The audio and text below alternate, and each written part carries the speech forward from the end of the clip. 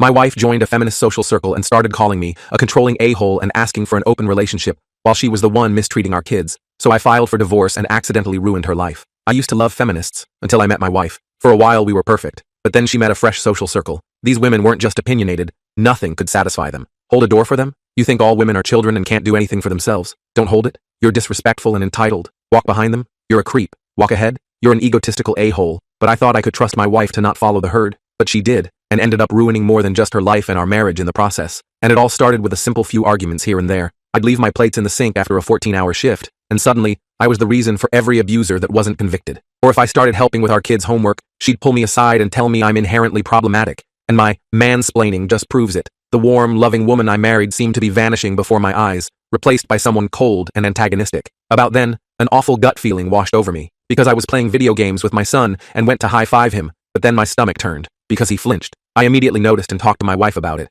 and she told me I had a fragile male ego. Her reasoning was that our son wasn't actually flinching. I was just lying to myself to make myself feel stronger and more powerful than her, because I was insecure. So yeah, pretty confusing, and not at all reassuring. So from then on, I made sure to pay extra close attention to our daughter and son. Every day I watched as they slowly became less and less like their energetic selves, and more timid. My son even started wetting the bed at night. Well, I cared endlessly more about our kids' well-being than the state of my marriage, until one day, I came home early to a parked car in our driveway. My heart broke, but instead of confronting her, I drove off to a diner and came back a few hours later. I proceeded to ask her who she was bringing home when I was at work all day. My friends? Am I not allowed to have a life outside of this miserable house? My heart dropped. It suddenly became very clear that she didn't give an F about our family, and she was not the woman I thought she was. And as our children turned from more timid to actively fearful, I decided to take away one of her fundamental human rights. That right was her right to privacy. But when I checked her phone, most of the messages were deleted, and what remained was alarming. It was a conversation with one of her new friends discussing how Kayla should approach asking me for an open relationship. The friend advised her to ease into it and make him think it's his idea too.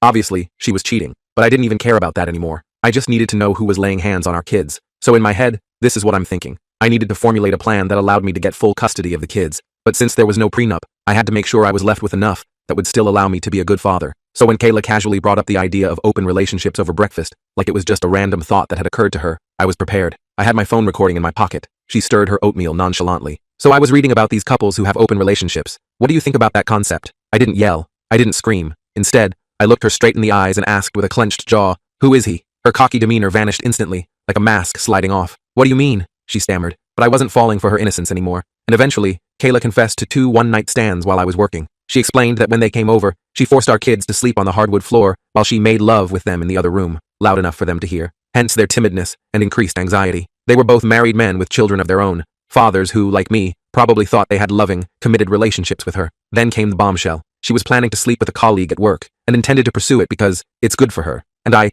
don't have any right to control her. The way she said it, with defiance rather than remorse, made it clear this wasn't a confession. It was a declaration of independence from our marriage vows. The absurdity escalated when she mentioned setting me up with one of her friends who was really keen on me. "She thinks you're hot," Kayla said, as though offering me some kind of consolation prize. I've seen this friend, perpetually angry, loud, and physically unpleasant. I wouldn't touch her with a 10-foot pole. My head was spinning, but I maintained enough composure to ask for her phone. With surprising compliance, she showed me her unlock pattern. While she used the bathroom, I locked myself in my office. She pounded on the door while I ran recovery software, uncovering painful evidence of explicit conversations, plans for meetups, and disparaging comments about me and our marriage. I also installed a monitoring app before returning her phone and telling her to leave. Her response wasn't remorse, it was indignation. She yelled about me being controlling, holding her back, like men always held women back throughout history. She claimed I never truly loved her, that I only wanted to possess her, that she had every right to do this, and expected me to just accept it as the new normal for our marriage. Through her tirade, I silently packed her things and stood at the front door until she ran out of steam and left for her parents' house. As she walked down the stairs, I said, "You're single now. Do whatever you want. I'm not controlling you anymore. My lawyer will be in touch in January." Before she could reply, I slammed and locked the door, my hands shaking uncontrollably as the finality of what had just happened washed over me. Through the monitoring app, I watched Kayla discuss everything with her friends in a group chat. They praised her for being strong and demanding what she deserved. They assured her my divorce threat was empty. Want to bet that men always make threats they don't follow through on, and that I'd come crawling back once I realized what I was losing. What terrified me was hearing them suggest she could accuse me of domestic abuse if needed to secure her future. One friend brazenly bragged about how she screwed her ex-husband and took everything with false abuse claims. She detailed exactly how to make the allegations seem credible, what to say, how to act, even suggesting Kayla could inflict minor injuries on herself as proof. I immediately ordered security cameras for my house. I knew I needed to record everything from this point forward. Then came something I never expected. Kayla messaged her affair partner to meet at a hotel. The message included the hotel name and room number. I quickly found the AP's wife online, connected with her on Facebook, and told her everything, including their current location. She thanked me and hung up abruptly. Hours later, she sent me a video from the hotel confrontation. "You fucking asshole! You do this to me again? To the kids again? I told you we were over if you ever did this again." She filmed my wife getting dressed on the bed. I vomited when I first saw that footage, the visual confirmation of my wife's betrayal hitting harder than any verbal confession. The AP's wife slapped Kayla and berated her for helping destroy yet another family. I messaged Kayla saying I'd seen the video and never wanted her near me again. My entire body felt cold, as though I'd been plunged into ice water. The woman in that video was unrecognizable to me, not just physically in that compromising situation, but fundamentally as a person. The way Kayla behaved afterward was bizarre, like she viewed our interactions as some competition she was winning. She texted friends that I was falling apart and would be begging her to come home within a week. She seemed completely disconnected from reality, not grasping that we were actually divorcing. There was no remorse, no acknowledgement of the pain she'd caused, just strategic planning for how to come out ahead in the divorce. I joined her family's WhatsApp group and informed them we were divorcing due to her infidelity, thanking them for welcoming me into their family before leaving the group. I received several calls and messages from her relatives but didn't respond. I couldn't bear to relive the details over and over, each retelling reopening the wound. After telling my parents everything, my father messaged Kayla that she wouldn't be welcome for Christmas. I'm staying with my parents now, surrounded by childhood mementos that provide small comfort amid the chaos. My boss has given me time off until mid-January, recognizing that I'm in no state to function professionally. Through monitoring, I've witnessed Kayla's increasingly frantic discussions with her friends. I don't think she comprehends that she's lost her family, her marriage is over, and her new friends don't actually care about her. They offer toxic advice that only serves to drive her further from reconciliation. She sent countless messages and even showed up at my parents' demanding to celebrate Christmas with us. My father threatened to call police if she didn't leave, his face flushed with anger at her audacity. I've been Googling divorce lawyers between crying spells. Initially, I think I was in shock, functioning on autopilot while making necessary arrangements, but the pain hit full force once I reached my parents' house. Nothing makes sense anymore. How could someone change so drastically? Was our entire marriage a lie? Was there something I could have done differently? I've only responded twice to her messages. 1. It doesn't matter what you say. I don't know who you are. You're not my wife. My wife would never destroy my heart and soul while smiling. We will get divorced. I don't care what you say or what you want. You have no right to demand anything from me ever again. We are over. 2. Like I said, you're not my wife. I don't know you. My wife would never condemn our children to growing up in a broken home. You, whoever you are, seem proud of what you've done. My wife was loving, caring, considerate, my best friend. You are a self-obsessed, self-absorbed abomination. The messages stopped after that. Perhaps reality was finally setting in. The pain is unbearable sometimes. I find myself staring at family photos, tracing the outline of Kayla's face, wondering if that person ever truly existed, or if she was always capable of this betrayal. I wish none of this had happened. I wish we could go back to before, but I can't do that to myself. This is the worst Christmas ever. In a moment of weakness, I told the kids that mommy doesn't want to be a family anymore, that she wants to be with other men, and we're getting divorced. They're devastated. Briar cried herself to sleep in my arms, while Milo went silent, his small face frozen in confusion. Thank goodness my parents are here to support us all while I'm an absolute mess, barely able to function through the grief. I'm trying to pull myself together for my children, but I'll never go back to Kayla.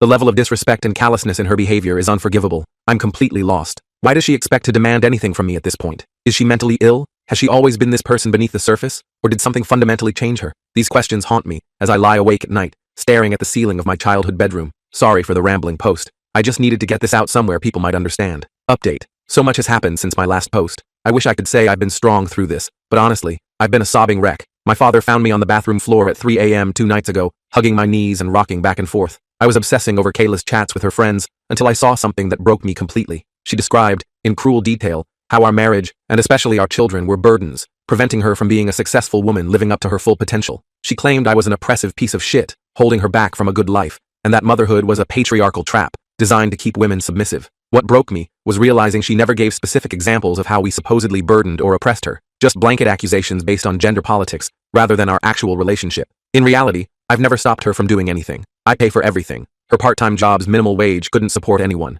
I've backed her hobbies, dreams, and aspirations, even through countless classes she'd drop halfway through. I showed love and appreciation daily, romanced her, took her out, supported her whenever needed. I've been the primary caregiver for our children on many occasions when she wanted me time. If that's oppression, sign me up. I eventually passed out from emotional exhaustion. When I woke, my 3 best friends, let's call them JR, Jack, and Caleb, were in the kitchen with my dad making dinner. These guys have been there since childhood, through every major life event. JR is ex-military who lost his arm below the elbow in Afghanistan. We supported him when his wife abandoned him during recovery, unable to handle the new him. He arranged a Zoom call with his counselor who helped me understand what was happening emotionally. He explained how part of my identity was tied to my marriage and role as a husband. That part is now dead, and like an amputee experiences phantom pain, I'm feeling phantom pain from the dead part of my identity. As JR said, the marriage you thought you had no longer exists, and you're mourning it like a death, because it is one. Jack is an executive at a security company. well off, but mysterious about his actual job. He contacted a top-tier law firm his company has on retainer. He's covering my legal expenses as repayment for all the times I took beatings from bullies on his behalf when we were kids. You protected me when I couldn't protect myself, he said, squeezing my shoulder. Now it's my turn. Caleb, a teacher at a private school with 7 children, yes, 7, has been ensuring my kids are cared for while I get back on my feet. His oldest daughters have been reading bedtime stories to Briar and Milo, providing a sense of normalcy amid the chaos. Yesterday started with an STD screening. The results? Kayla gave me chlamydia. I need another screen in 6 months for HIV and other STDs with longer incubation periods. My self-pity instantly transformed into rage. The doctor's sympathetic look as he prescribed antibiotics only intensified my feelings of violation. Gloves off. I'm going for full custody and will give her nothing if possible. My lawyer tracked down the ex-husband of Kayla's feminist friend who bragged about screwing him over. We spoke on WhatsApp, and after hearing how this woman destroyed his life, leaving him homeless and barely seeing his kids for 4 years, I'm preparing for war. His voice cracked as he described living in his car while she enjoyed the house he'd paid for, telling their children he didn't love them enough to provide a home. My attorney suggested a preemptive restraining order due to Kayla's negative comments about males, especially for our son's sake. Growing up with an openly anti-male parent is obviously damaging, so we're pursuing full custody. We're compiling evidence of her abandonment of the children, her unstable behavior, and her newly developed extreme views that could harm their psychological development. I had a Zoom call with Kayla yesterday. She hasn't reached out to me or the kids since appearing at my parents' door. She looked more dolled up than I'd seen in years, with excessive makeup and a plunging neckline that seemed bizarre for what should have been a serious conversation about our marriage dissolution. Throughout the call, she tried provoking me into anger. I stayed cool as my lawyer advised, even telling Kayla I was recording the conversation for my records. She started with some absurd statement about different types of penises and how she was looking forward to investigating more in person after restrictions lifted. Her eyes darted off camera occasionally, suggesting she wasn't alone. I simply replied that I wasn't interested in her hobbies, only in discussing our divorce and arrangements for the children. She became hostile when I wouldn't take the bait, calling me boring and pathetic. At one point she went to the bathroom, but merely muted herself while conferring with her friends about what to do next. I watched as she repeatedly cursed me out just for being a man, calling me all manner of slurs while her friends encouraged her aggression. When no progress was made after 45 minutes of this behavior, I concluded, okay fine, a contested divorce it is then. By the way, you gave me chlamydia, and unlike you, I haven't been sleeping with anyone else, so you better get yourself to the clinic. She just frowned like she didn't believe me, then claimed I must have given it to her, a ridiculous accusation since I've been faithful throughout our marriage. I sent the recording to my lawyer, who was shocked. This is gold for our case, he said. Since I own her phone and the subscription, we can legally use the chat logs in court. Her digital footprint will be her undoing. It still hurts, but I'm treating it as phantom pain now. I've abandoned self-pity, and am fighting to protect myself and my children. We'll get through this. My kids will get whatever therapy they need. Kayla will soon be a distant memory, and I'll build a better life. Update. 2 weeks later. People keep telling me I'm strong or winning somehow. Reading back my posts, I can see how my anger might make me seem defiant and sure of myself. The truth is, I'm not. I wish none of this had happened. I wish my family was intact, and I had a long, comfortable life ahead with Kayla as our kids grew up. Nobody wins here. I lose, Kayla loses, our kids lose most of all. Their world has been shattered through no fault of their own. It feels like people are congratulating me for losing both legs, but saving half a kneecap. I still can't sleep properly, and when I do, I have terrible nightmares that leave me drenched in cold sweat. I dream of Kayla with other men, laughing at me. I dream of my children crying for their mother while I stand helpless. Sometimes I wake up reaching across the bed for her, momentarily forgetting everything before reality crashes back. Today, the hospital called. I'm still Kayla's emergency contact, and she's still on my health insurance. There was an altercation. She lost teeth, broke her jaw, and needs observation for a few days. The nurse's clinical description couldn't mask the severity of the injuries. When I arrived with her parents, we learned some of her new friends had beaten her severely. Word got out that my lawyer had chat logs of the woman bragging about her ex-husband, the ones from Kayla's phone. They assumed Kayla had provided these logs, resulting in the beating and her being kicked out of their circle. The irony wasn't lost on me. The very people who had encouraged her betrayal had turned on her with shocking violence. Amazingly, she still doesn't realize I'm monitoring her phone. I'll continue paying for her insurance and phone until the divorce is finalized. I just won't believe it's over until I'm holding the papers. There's a part of me that still wants to protect her, despite everything. 11 years of love doesn't disappear overnight, even when betrayal shatters the relationship. Kayla has nothing now. She asked if she could move back home, her voice muffled through her wired jaw. I simply told her, no way in hell. Her mother won't give her a penny unless she gets clean and stays clean for at least a year.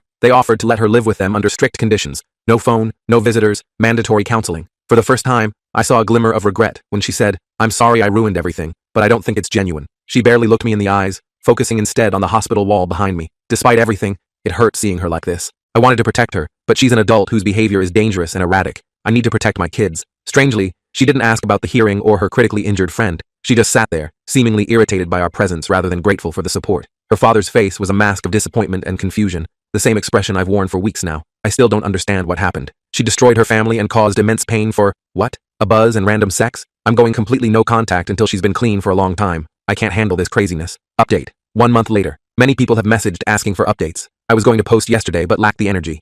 I'm depressed and exhausted, barely sleeping, and plagued by nightmares when I do. Some days I can barely get out of bed, forcing myself to function only because my children need me. The good news, my kids are doing better. My dad has been incredible. We went skiing at his cabin this weekend, just him, me, and the kids. It was wonderful watching them learn, their faces flushed with excitement as they mastered the bunny slope. For brief moments, I could almost forget everything that's happened. I have no contact with Kayla now. I did speak with one of her friends, the one who was in critical condition. She woke up, but is in terrible shape. Her nurse mentioned that no one had visited her.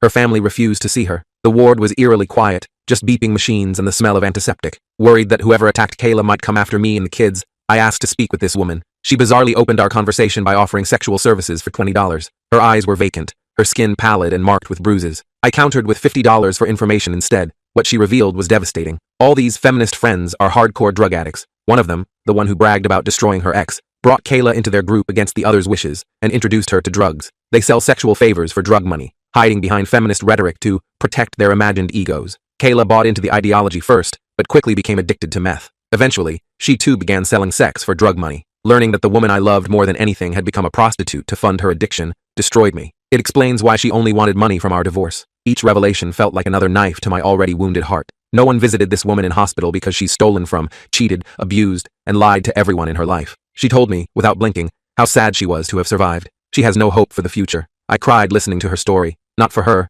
but for what happened to Kayla, for the horrific decisions that led her down this path of self-destruction. I'm not excusing Kayla's choices. She decided to play with fire and lost everything, but understanding her addiction explains much of her bizarre behavior, the personality changes, the irrational anger, the complete disregard for those who loved her. Many Redditors with experience with addicts warned me Kayla might attempt suicide as her life collapsed. They were right. She tried to overdose deliberately. I discussed this possibility with her father, and we decided to monitor her closely. While at the cabin Saturday, I received what read like a suicide note. She confessed to her addiction and prostitution, said she'd let everyone down, and suggested she was taking the only option left. The words were rambling, disjointed, but the intent was clear. I immediately called her father and shared her location from the monitoring app. He found her unconscious on a park bench and rushed her to the hospital. She was hypothermic and barely alive. If he'd arrived even slightly later, I can't bear to think about it. Despite everything, I didn't want her to die. The mother of my children, the woman I once built a life with, I wanted her to heal, even if we could never be together again. They've put her on methadone, and her father has been appointed her legal guardian after proving she abandoned her children, which apparently demonstrates mental incompetence more clearly than a suicide attempt. She'll undergo sedated detox at a rehabilitation center this week. The doctors warn the road to recovery will be long and difficult, with no guarantees. Thankfully, I hadn't canceled her life insurance yet, so treatment is covered. I've offered to help with finances as long as Kayla isn't told I'm involved. Not out of kindness necessarily, but because her recovery is vital for our children to eventually have some relationship with their mother, a healthier, sober version of her. I was terrified the men who attacked Kayla would come after me and the kids, thinking I had provided the incriminating chat logs. Jack's friend Brandon, who benefited from those logs in his divorce case, decided to fix this. Brandon is an intimidating mountain of a man who grew up on a farm lifting hay bales and wrestling cattle. Despite his frightening appearance, tall enough to duck through doorways, crew cut, facial scars from a childhood accident, he's actually patient and kind. He visited the attacker's apartment, grabbed them by their necks, and gave them two options: go to the police and confess to the assault, or face him and suffer painful permanent injuries. They couldn't get to the police station fast enough. I found a new apartment and will be moving soon. Jack helped arrange it. It's smaller than our family home, but it has enough space for the kids and is in a good school district. I've been slowly decorating their rooms, trying to create a space that feels safe and welcoming. Despite everything, I'm profoundly depressed. What keeps me going is my friends, family, and the need to stay strong for my kids. My heart breaks for Kayla. Despite everything, I don't regret marrying her. I still love who she was, but I know we can never reconcile. She isn't the person she used to be, and there's too much pain between us. We had a good life before this disaster. I wouldn't have my children without her, and I wouldn't trade them for anything. The pain will linger, but I hope I'm strong enough to endure it. Some days I doubt myself, but other days I see glimmers of a possible future, different than what I'd planned, but perhaps still worthwhile. Strangely, learning about Kayla's addiction has helped my kids cope. It's easier to explain that mommy is sick, and it's going to take a long time for her to get well, than to explain betrayal and abandonment. They've written her letters that I'm keeping safe until she's stable enough to read them. Their resilience amazes me. Children can adapt to so much if given the proper support and honest, age-appropriate explanations. I'm sad and exhausted, but Brandon is here with his kids now. We're watching Madagascar 3 tonight. I'm trying to make as many good memories as possible amid the darkness. Our children seem to be doing better. They laugh more freely now, and the nightmares have become less frequent. I think we'll be okay. Not today, not tomorrow, but eventually. Thank you, everyone, for your help and support. The kindness of strangers has been a lifeline during the darkest moments. Final update. Kayla passed away. She overdosed while in rehab. Nobody knows how she got the drugs. One doctor speculated she might have swallowed a hidden bag that burst during detox, releasing a fatal dose into her system all at once. I held our children as they sobbed, their small bodies shaking with grief I couldn't soothe. How do you explain to children that their mother is never coming back, that the illness took her forever? I have no answers, only tears that won't stop flowing. I won't be posting anymore or answering comments. Thank you to everyone who provided helpful suggestions and support during this nightmare.